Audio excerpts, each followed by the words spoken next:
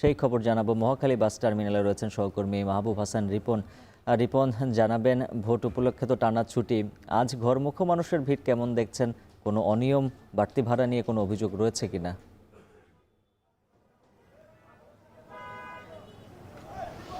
উজ্জ্বল, প্রথমত হচ্ছে ঘরমুখো মানুষ তারা কিন্তু ঘরে ফিরছেন এবং সেই ক্ষেত্রে আমরা সকাল থেকেই দেখছিলাম যে যাত্রীর চাপ কিন্তু অন্যান্য দিনের চাইতে অনেক বেশি।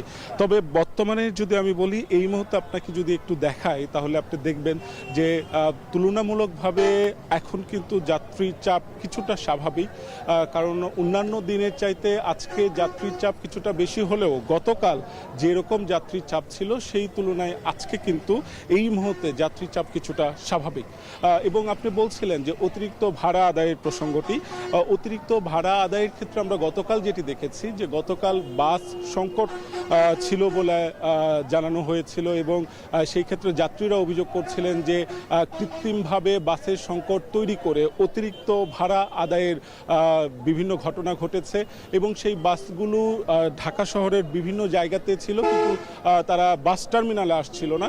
কিন্তু আজকে কিন্তু আমরা দেখেছি যে এই ক্ষেত্রে বাসের যে সংকট সেটি কিন্তু খুব একটি নেই, বরং পর্যাপ্ত বাস রয়েছে এবং যাত্রীরা নির্বিঘ্নে যাতায়াত করতে পারবে সেই সুযোগটি কিন্তু রয়েছে। তারপর যে বিষয়টি রয়েছে সেটি হচ্ছে যে আজকে আমরা যেটি দেখেছি, গাবতলী বাস টার্মিনালে ছিলাম সকালবেলা, সেখানে আমরা দেখেছি যে গাবতলী বাস টার্মিনালে অতিরিক্ত ভাড়া আদায়ের ঘটনা আজকেও ঘটেছে। 100 থেকে 150 টাকা প্রত্যেকটি রুটে অতিরিক্ত ভাড়া আদায় করার অভিযোগ আমরা পেয়েছি, কিন্তু মহাখালী বাস টার্মিনালে আসার পরে কিন্তু আমরা সেই রকম অভিযোগ আসলে আমরা পাইনি। তো এই যে মানুষ বাড়ি ফিরছেন, তাদের সাথে আমরা কথা বলছিলাম, তারা বলছেন যে এই নিকট অতীতে এইরকম জনস্রোত বা এইরকম উৎসব মুখর পরিবেশে ভোট দিতে যাওয়ার যে অভিজ্ঞতা তাদের কাছে এটি বিরল বলেই মনে হচ্ছিল। আমার কাছে মহাখালী বাস টার্মিনাল থেকে এই ছিল সবশেষ। উজ্জ্বল।